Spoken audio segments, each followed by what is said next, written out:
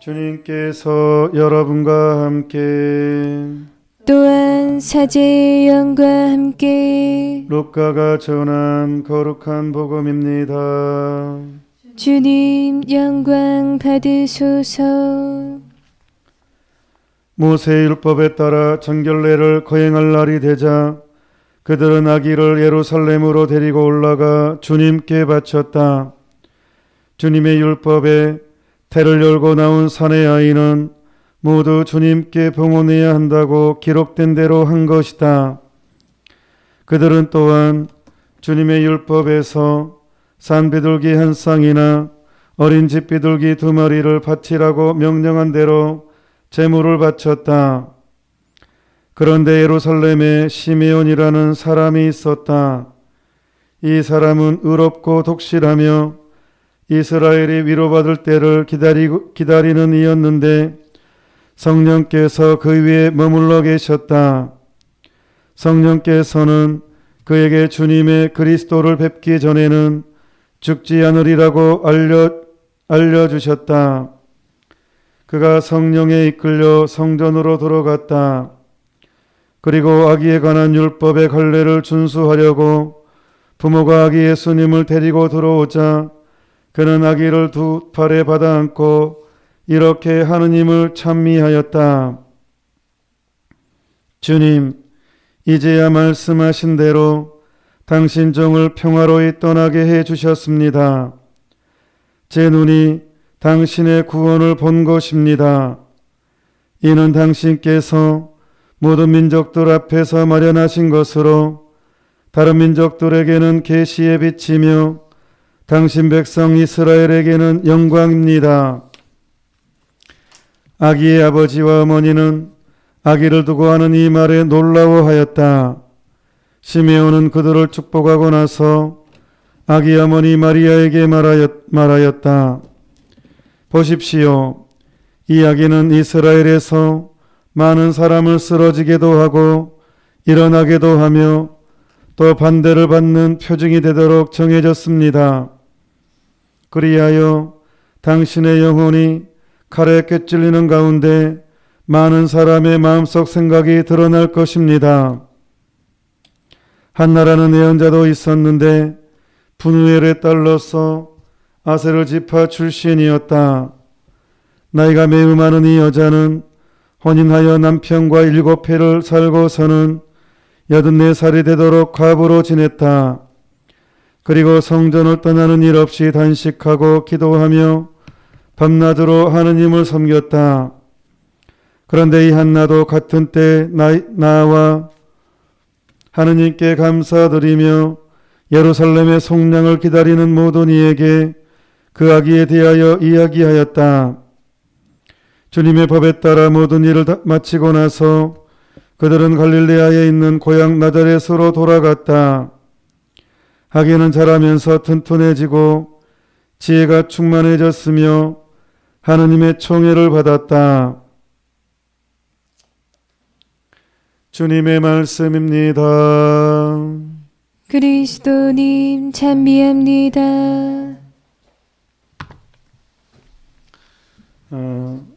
여러분께 했던 약속대로 성모님께 봉헌한 편지를 이 제대 밑에 있습니다. 한번 잠깐 비춰주실래요? 성모님께 편지 그대로 이렇게 여러분의 마음을 그대로 제대에 놓고 봉헌합니다. 오늘 주님 봉헌 축일은 먼저 성모님 성요셉 손에 의해서 예수님이 성부 하느님께 봉헌되죠.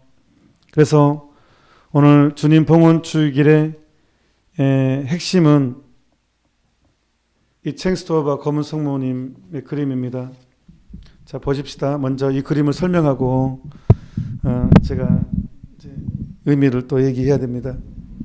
보시면 예수님이 성전에 봉헌되잖아요.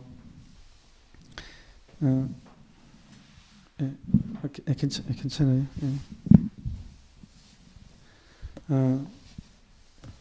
예수님이 성전에 봉헌됐을 때 방금 어떤 얘기가 나왔어요? 시메온 예언자가 장차 이 이야기는 많은 이들의 반대를 받는 표적이 되고 당신의 심장은 예리한 칼에 찔리듯 아플 거라고. 이거는 가장이 아니죠. 굉장히 혹독한 예고죠. 생각해 보세요. 여러분의 자녀가 정말 가장 잔인한 학살을 당한다는 것을 알고 키운다면 힘들어서 어떻게 키웁니까? 이 귀여운 아기가, 이 젖을 물고 있는 이 귀여운 아이가 장차 온갖 순환이란 순환은 다 당하고 모욕이란 모욕은 다 당하고 극기야는 살아도 살 수 없을 만큼의 역대 가장 잔인한 방법으로 학살을 당하는, 아예 십자가의 나무에 매달려놓고 못질해서 죽임을 당하는 아주 혹독한, 정말 이루 말로 다할 수 없는 고문과 고통 속에서 죽어간다고 그것을 알아버렸을 때 그 부모는 어떻게 키우겠어요? 힘들어서. 여러분들은 내 자식이 어떻게 죽을 줄을 모르는 은혜를 가지고 태어난 사람들입니다. 하지만 성모님은 시메온 예언자로부터 이 주님 봉헌 축일에 들어버렸잖아요. 성모님은 또한 성령의 감도를 받으신 여인이잖아요. 이 원죄 없으신 분이시잖아요. 그러니까 얼마나 총명함이 뛰어났겠습니까? 오히려 성령의 이 감도 안에서 어떤 것이 타원이 이제 더 깊게 느끼게 되죠. 시메온은 자기가 지금 무슨 이야기를 한지도 모를 거예요. 얼마나 이게 그냥 혹독한지를. 이미 이사야 예언서에 야훼의 첫째 종, 둘째 종, 셋째 종, 넷째 종 이야기가 예언이 돼 있죠. 도살장에 끌려간 어린 양처럼 학살을 당하는 장차 메시아에 대한 예언이 돼 있죠. 성모님은 당연히 이 이사야 예언서를 떠올렸을 것입니다. 그래서 오늘 루카복음 봉독했잖아요.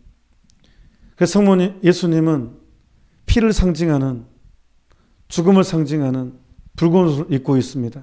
그래서 성모님 안쪽 옷 안감에는 고통이 가득함을 표현한 고통의 색, 피의 색깔이 옷 안감입니다. 그러니까 성모님께서는 은총이 가득하신 분이라고 고백하잖아요. 이 말을 그대로 바꾸면 고통이 가득하신 분입니다. 그러니까 은총과 고통은 같이 갑니다. 이게 신부입니다. 그래서 예수님께서는 성모님께서 먼저, 그래서 성모님의 손이 너무너무 우리에게는 위대한 기적의 손입니다. 무슨 뜻이냐면 우리는 신앙생활을 하면서 이 억울한 순간도 많이 없고 상처를 받는 순간 되게 많이 옵니다. 피할 수가 없습니다. 우리가 상처를 받고 굴욕을 당하고 억울한 일을 당하고 가슴 깊이 무너지는, 내 죄든 다른 사람의 죄든 엄청나게 무너지는 순간을 경험하게 됩니다. 그런 굉장한 고통입니다. 특히 신앙생활 하면서 하느님을 차라리 몰랐으면 하는 바람이 정말 들 때가 많습니다. 내가 왜 하느님을 알아서 이 고생을 할까? 내가 왜 예수님을 알아서 이 고생을 할까? 내가 이 가톨릭이라는 종교를 알아서 이 고생을 할까? 그런 순간이 옵니다. 자포자기의 유혹이 옵니다. 정말로 고통스러운 순간이 옵니다. 그럴 때 성모님이 손은 나에게는 기적의 손입니다. 나를 바라봐라. 너를 위해 속지 않은 예수님을 바라봐라. 이 손은 동시에 두 사람을 가리킵니다. 내 운명을 성전 봉헌했을 때 저세물, 이 귀여운 아들이, 이 하느님의 선물이 가장 잔인하게 학살을 당하는 것을 알면서 키우는, 고통이 가득한 나를 바라봐라 라고 성모님이 나에게 손길을 내미는 것이고, 또한 네가 외롭고 힘들 때 죽기 위해서 태어난, 학살당하기 위해서, 사랑 때문에 학살당하기 위해서 태어난 예수님을 바라봐라. 그러면 너는 무엇인지 이겨낼 수 있을 것이다. 그 어떤 것도 이겨낼 수 있을 것이다. 그래서 예수님께서는 강복하는 자세입니다. 이 강복은요, 고통받는 모든 사람에게 주어진 강복입니다. 고통받는 모든 사람, 억울한 일을 당하는 모든 사람에게 상처투성이의 모든 사람에게 주어진 강복입니다. 이 강복은. 그래서 오늘 시메온의 애언이 이 그림을 통해서 가장 잘 표현됐습니다. 됐다고 저는 생각합니다. 오늘 주님 봉헌 축일입니다. 여러분과 저는 이날을 33일간을 준비했습니다. 오늘 34일째입니다. 무엇 때문에 준비했습니까? 자,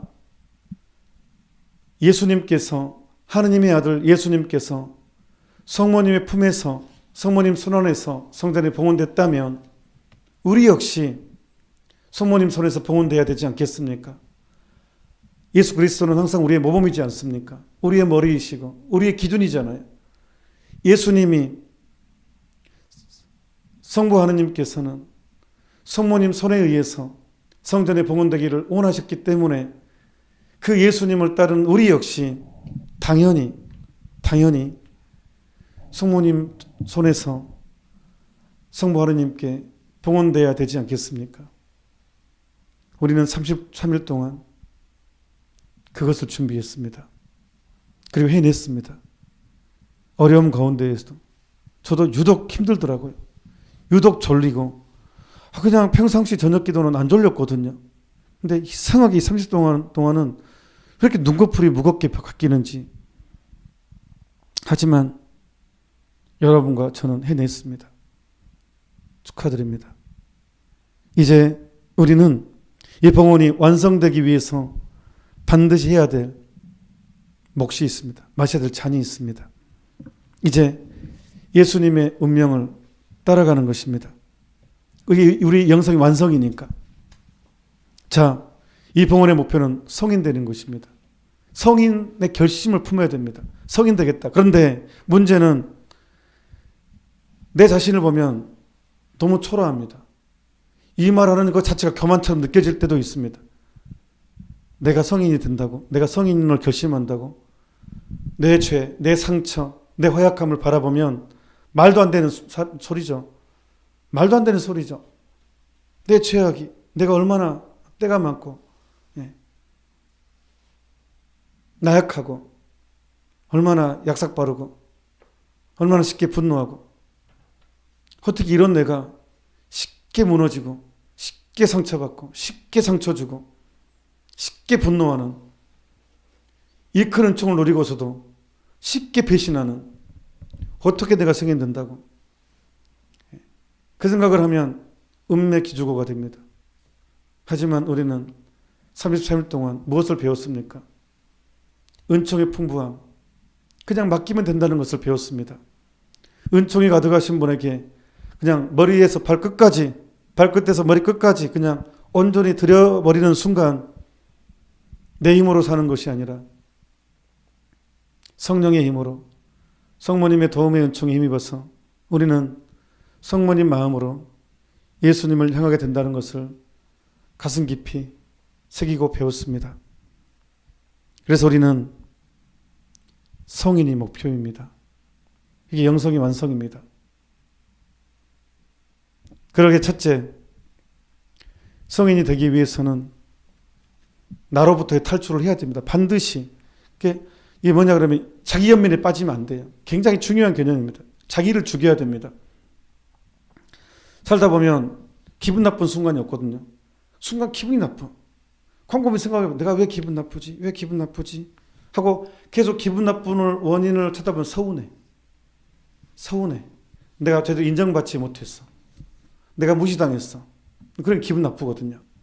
사람이 딱 기분 나쁜 순간을 성찰하다 보면 내 자존심에 상처를 받을 때, 내가 제대로 인정받지 못할 때, 나의 품위를 존중해 주지 않을 때, 그때 기분 나쁘더라고요. 저도 보면 갑자기 좋게 하다 갑자기 기분이 별로 안 좋아. 그래서 저도 뭐 때문에 기분 안 좋고 곰곰이 생각해 보면 누가 나를 무시했을 때, 나를 존중해 주지 않을 때, 나한테 함부로 말했을 때, 그때 기분 나쁘더라고요. 그리고 이제 힘들다 보면 이제 막 원망이 들어요. 나는 왜 이런 인생을 살까? 뭐 이렇게 이제 이게 자기 연민에 빠는 거예요. 이것이 제일 위험합니다. 제가 생각하기에는 열심한 사람들도 쉽게 확 빠지는 게 자기 연민. 이게 교만에서 나오는 일종의 가지거든요. 자기 연민이라는 것은. 이 자기 연민은 결국은 우울증으로 갑니다. 우울증으로. 그러니까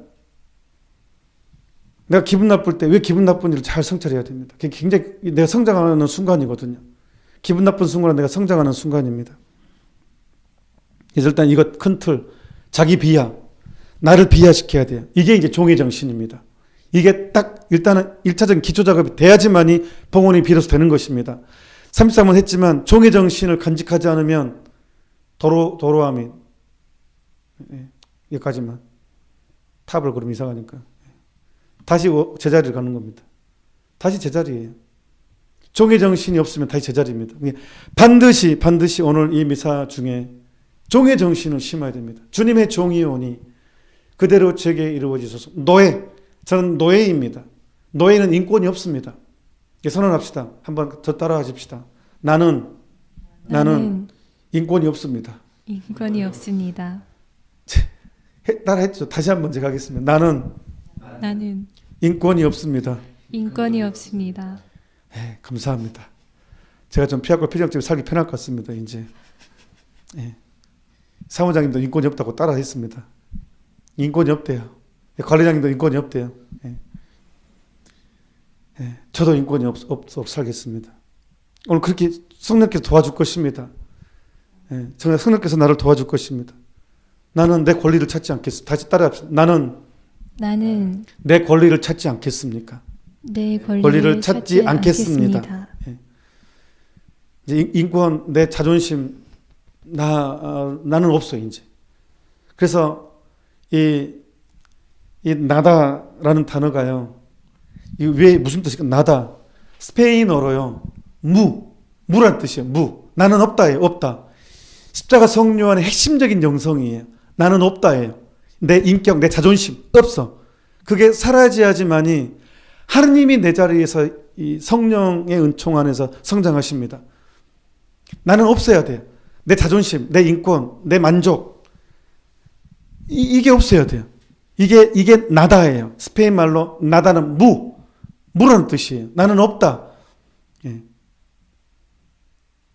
그게 이제 오늘 봉헌의 핵심입니다. 그래야 예수님처럼 이게 또 너무 고통스럽죠. 그래서 나도 이제 서서히 피의 옷을 입는 거예요.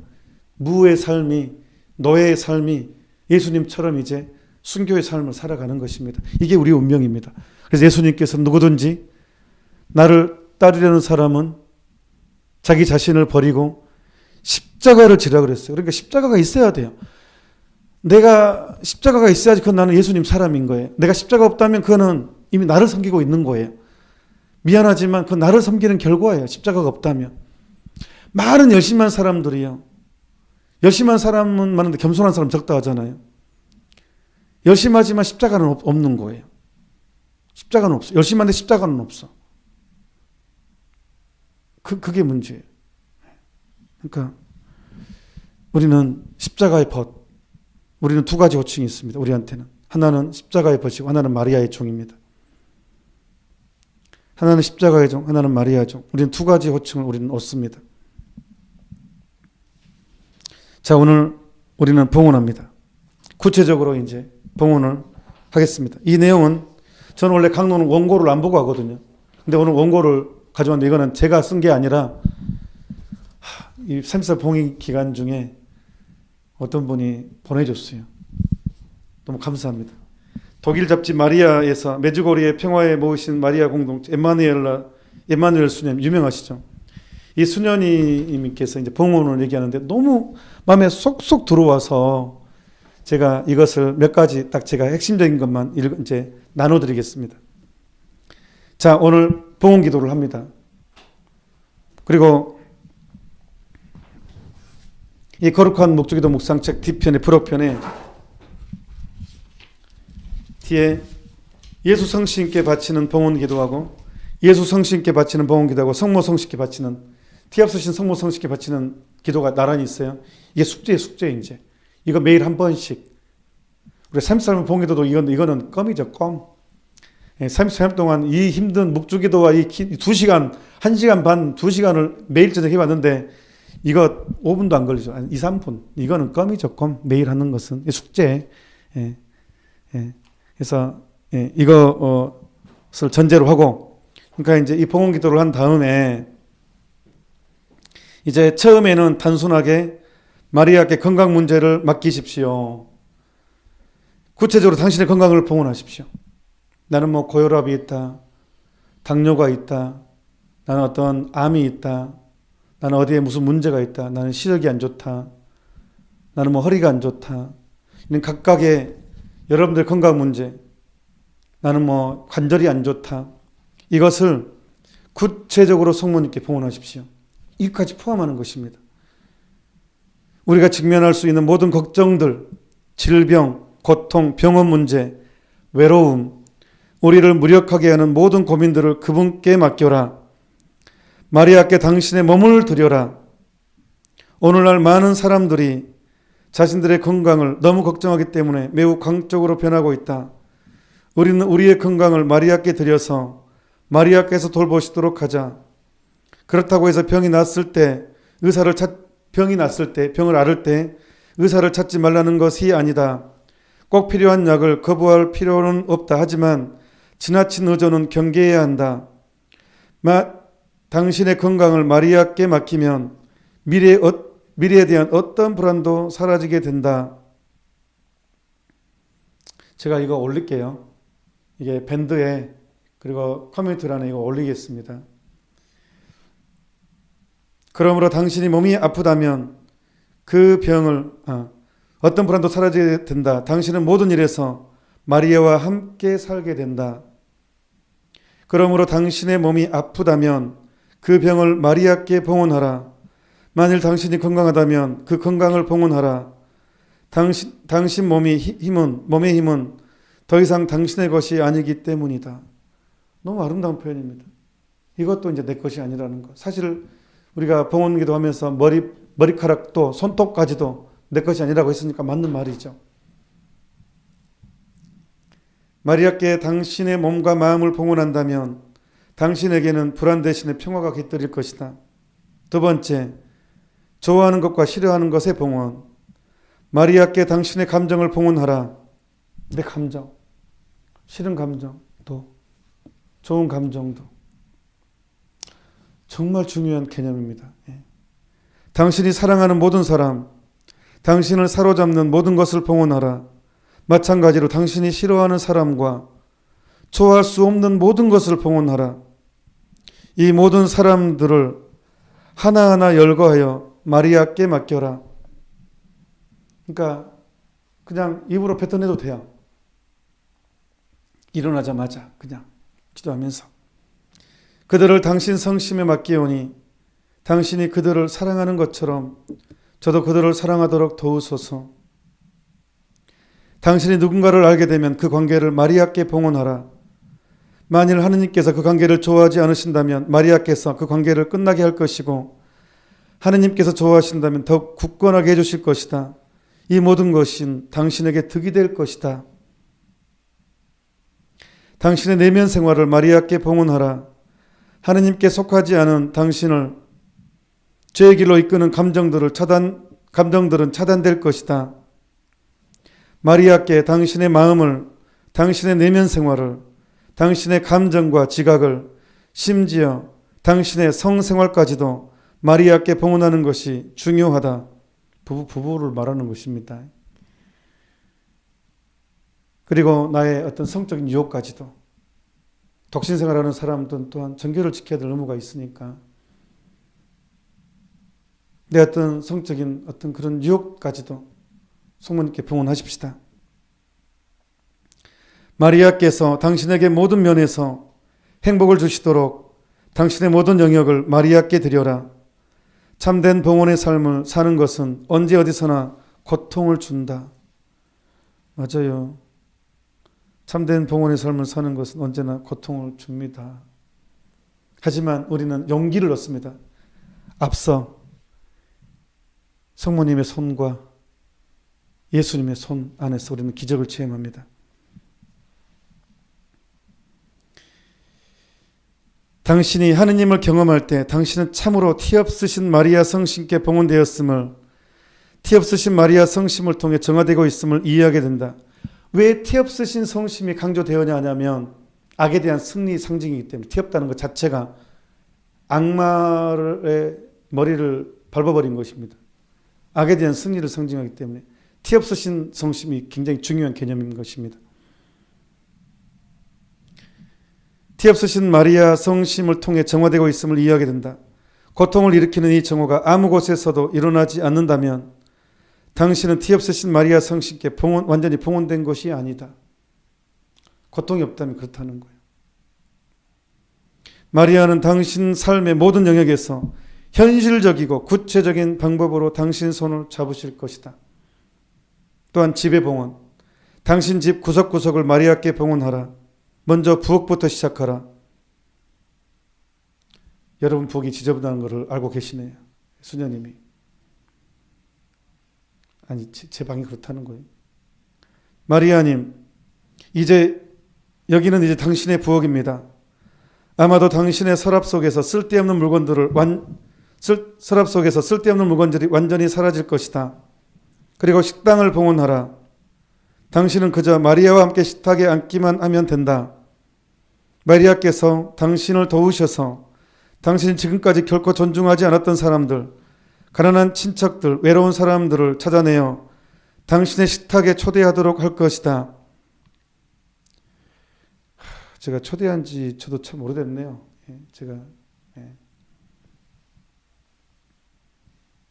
당신의 집은 하느님의 집처럼 손님들에게 친절히 열려 있게 될 것이다. 마리아님, 이제부터는 당신께서 사람들을 초대하소서. 당신은 더 이상 일상생활이 지루하지 않을 것이다. 당신의 텔레비전을 봉헌하라. TV에서 방영되는 프로그램을 당신이 선택하소서. 성모님께 선택하라고 기도하는 거예요. 당신 마음에 드는 프로그램만을 보게 하소서. 그렇게 되면 우리 가족과 자녀들은 타락하지 않을 것이다. 비디오도 봉헌하라. 성모님께 말씀드려라. 이 비디오 테이프가 마음에 드십니까? 아니면 저것이 마음에 드십니까? 이렇게. 또 하나는 성모님이 싫어하신 것들, 오디오 테이프나 책도 마찬가지이다. 아마 당신은 뉴에이지, 점성술, 마술, 신비주의 또는 이교적인 책들을 가지고 있을 것이다. 그것들을 태워버려야 할 것과 그렇지 않은 것으로 나누어라. 태워버려야 할 책은 이웃 사람들에게 주지 마라. 당신의 이웃들은 절대로 망쳐서는 안 되기 때문이다. 이웃들을 절대로 망쳐서는 안 되기 때문이다. 그것들을 태워버려라. 그러면 참으로 기분이 좋아하실 것이다. 당신은 잠을 푹 자게 될 것이다. 정말 중요한 지침을 주는 것 같아요. 그 다음에 스마트폰도 봉헌합시다. 유튜브 통해서. 유튜브 보다 보면 좋은 것도 있지만 항상 안 좋은 것도 뜨잖아요. 쓸데없는 시간, 정말 많은 시간을 투자를 하게 되잖아요. 정말 귀한 시간들을 오락, 엔터테인먼트로 소비하게 되잖아요. 그래서 성모님께 이 스마트폰도 봉헌합니다. 제가 볼 것과 안 볼 것을 구분해서 할 수 있도록 해주십시오. 라는 것 함께 했으면 좋겠습니다. 또한 전화도 마찬가지. 이 전화는 오로지 당신의 것입니다.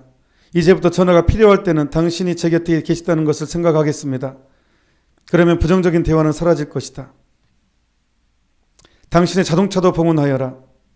이제부터 이 자동차는 오로지 당신이 가고자 하는 하시는 곳에만 갈 것입니다. 또한 당신의 방으로 들어가서 옷장을 검사하라. 어차피 청소를 하긴 해야 되겠네요. 당신이 옷 입은 방식도 마리아께 맡겨라. 그리고 마리아께 여쭈어 보아라. 이 옷이 마음에 드십니까? 이렇게 화장할까요? 이 머리 모양은 어떻습니까? 이러한 봉헌은 특히 젊은이들에게 권한다. 마리아께서는 당신의 마음속에 마리아의 취향을 나누어 줄 것이다. 이제부터 당신은 마리아와 함께 시장을 다니면서 마리아의 취향에 따라 물건을 고를 것이다. 마리아께서는 아마도 당신에게 새로운 것에 주의를 기울이게 하고 많은 것들을 포기하게 할 것이다. 마리아께서는 세상에서 가장 아름다운 분이시니 당신은 걱정할 것이 아무것도 없다. 돈의 봉헌. 당신은 돈, 은행 계좌, 재화, 동산과 부동산, 사업, 유산 상속, 보석 등도 봉헌하라. 마리아께 봉헌한다는 것은 마리아께서 그것을 마음대로 쓰실 수 있도록 당신이 모든 것을 포기한다는 것을 뜻한다. 저도 포기하렵니다. 마리아께서는 분명 당신의 예금을 마음대로 쓸 수 있음을 기뻐하실 것이다. 왜냐하면 마리아는 모든 가정, 모든 도시, 모든 나라, 모든 사건의 계획을 가지고 계시기 때문이다. 우리가 마리아께 내 재산을 마음대로 쓰십시오라고 말씀드리면 그분은 당신의 계획에 그것들을 쓰실 것이다. 동시에 우리를 사랑하시는 마리아께서는 우리에게 필요한 것들을 주실 것이다. 우리는 모든 점에서 이익을 볼 수 있다. 왜냐하면 우리의 돈을 마리아께 드리면 우리는 오히려 마리아의 것을 받을 수 있기 때문이다. 그렇게 할 때 당신은 완전히 자유로워질 것이다. 사람들은 마리아께 그들의 영혼은 맡기려 하면서도 그들의 돈은 아마도 결코 맡기려 하지 않는다. 이것은 제가 많이 보는 것 같습니다. 다른 것은 다 성모님 돈은 당신 것이다. 돈은 아닙니다. 돈만 빼놓고 그러는 것 같아요. 실제적으로 다 돈은 빼놓고 맡기는 것 같아요. 예. 거의 대부분 그러지 않나? 많은 사람이 그렇죠.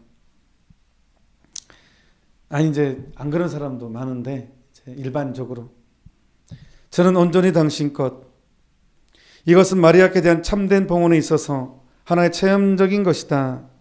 하면서 이렇게 이제 나머지는 제가 이렇게 올려놓은 것으로 읽으시면 되겠고. 이제 마무리하겠습니다. 이제 우리 영적인 전쟁입니다.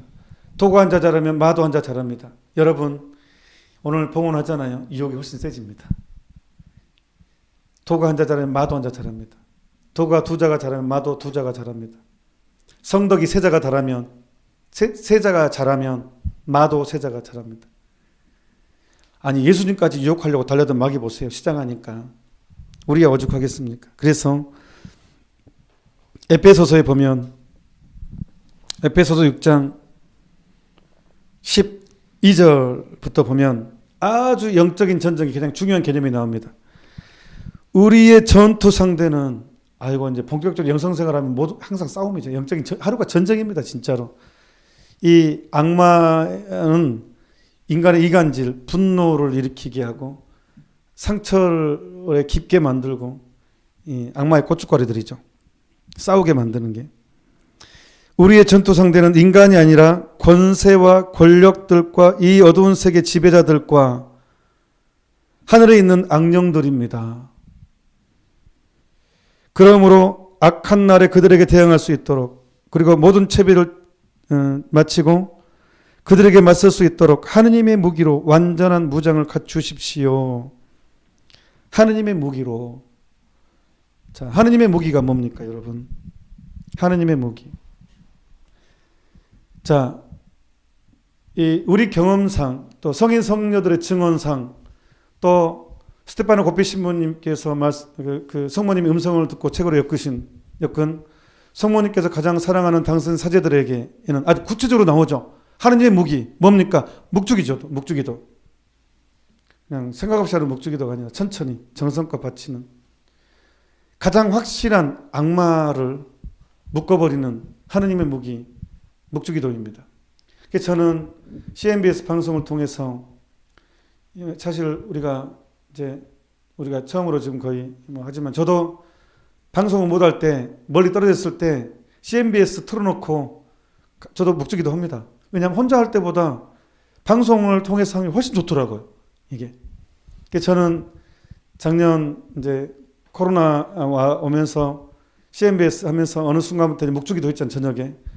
저한테는 가장 보람되고 행복한 순간이었어요. 여러분과 함께하는 묵주기도가 지금도 마찬가지입니다. 앞으로도 이것은 하고 싶은데 모르겠어요. 언제까지 될지는. 그 다음에 뭡니까? 성녀 대대례사가요. 이 창립 수도회를 많이 만들고 워낙 세신을 많이 시키니까 마귀들이 엄청나게 피곤하겠어요. 잠을 못 자게. 굉장히 힘들었어요. 아주 나타나가지고 괴롭혔어요. 그러니까 성녀 대대례사는 어디를 떠날 때 반드시 성수를 챙겼어요. 성수를. 그리고 이제 이게 여러 번 경험했죠. 이 수녀님도. 근데 이렇게 마귀들이 나타나가지고 막 괴롭힐 때 십자가를 들고 하는 것도 처음엔 효과가 있는 것 같은데 이게 이제 이 길이 들어져가지고 잘 안 통하더래요. 근데 이 수녀님이 경험상 즉방 효과가 있었던 것이 이것이었대요. 성수. 성수를 뿌리는 게 가장 효과적이었대요. 악마에게는.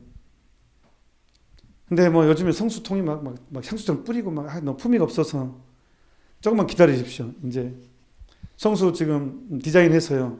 십자가 딱 해가지고 채 뿌리게 아주 특허 낼 정도 단계에 와 있습니다.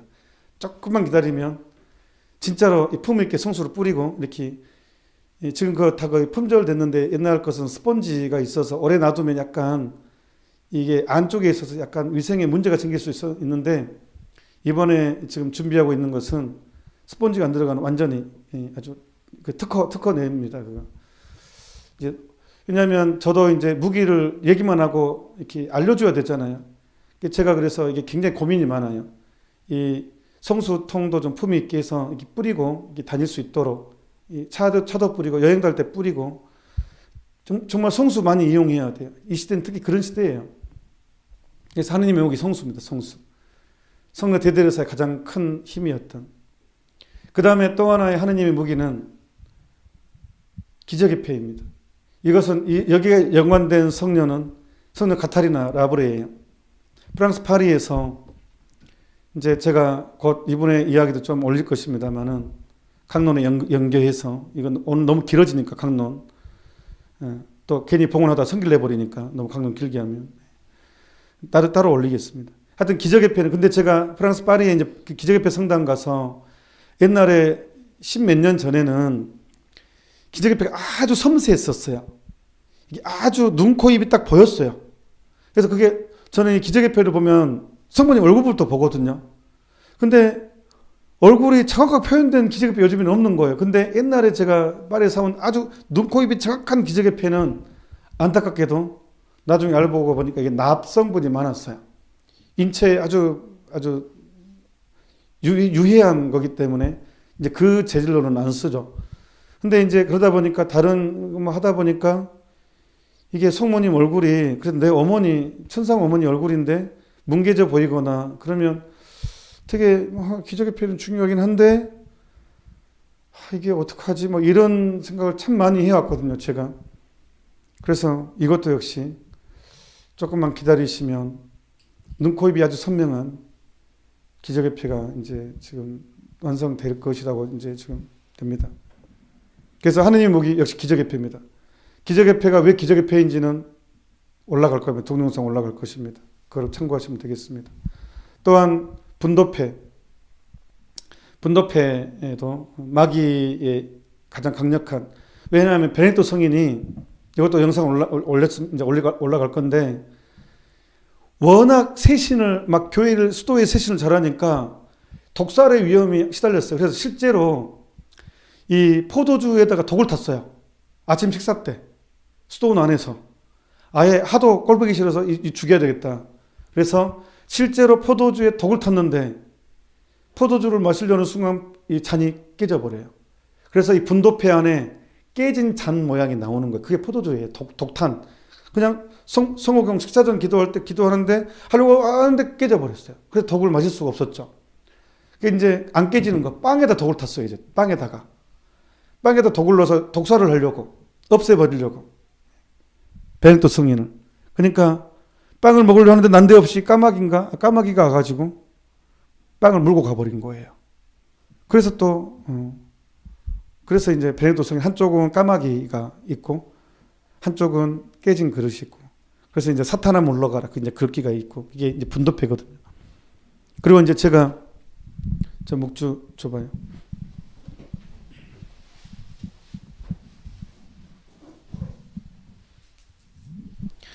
제가 얼마 전에 선물을 받았어요. 아주 구교 신자인데 선물을 받았는데 묵주를 보내오신 거예요. 근데 묵주 십자가가 너무 정교해서 잘 보이는 거예요. 근데 그것보다 더 중요한 것은 이건 있죠. 근데 제가 처음 봤어요. 전 천주교 신자가 된 이후 처음 본 패가 있었어요. 그게 뭐였냐 그러면 앞면은 소천사 패고 뒷면은 미카엘 천사인 거예요. 오, 세상 이런 패가 있었어? 그래서 제가 옛날 묵주예요. 그래서 제가 전 처음 봤거든요. 뒤에는 앞에는 소천사 뒤에 이게 딱 양쪽으로 돼 있어요. 소천사하고 미카엘 천사. 그래서 제가 항상 너무 좋은 거예요. 제가 보호받는 느낌? 왠지 진짜 무기구나. 미카엘 천사하고 소천사가 이게 묵주게 되니까 이 묵주가 자체가 무기인데 오 진짜 이게 그래서 제가 너무 위로가 되는 거예요. 이 패가. 그래서 이제 특히 이 시대는 제가 우리 미사 끝나고 미카엘 천사께하고 소천사께 바치는 기도를 하잖아요. 근데 하는데 이제 이게 와서 저는 너무 좋았어요. 그래서 이제 제가 이제 이것도 이제 준비는 하고 있는데 아무튼 이것도 하나님의 무기입니다. 또 뭐가 있을까요? 하나님의 무기. 성서. 하나님의 말씀 자체가 하나님의 무기죠. 그래서 복음서를 읽을 때 소리내서 읽는 것. 이 소리내서 읽는 것. 또박또박. 그것도 강력한 하나님의 무기가 되죠. 그래서 우리는 이 영적인 전쟁에서 승리할 수 있도록 합시다. 무엇보다도 성모님께 대한 봉헌은 게임 끝난 것이니까 우리 안심하도록 합시다.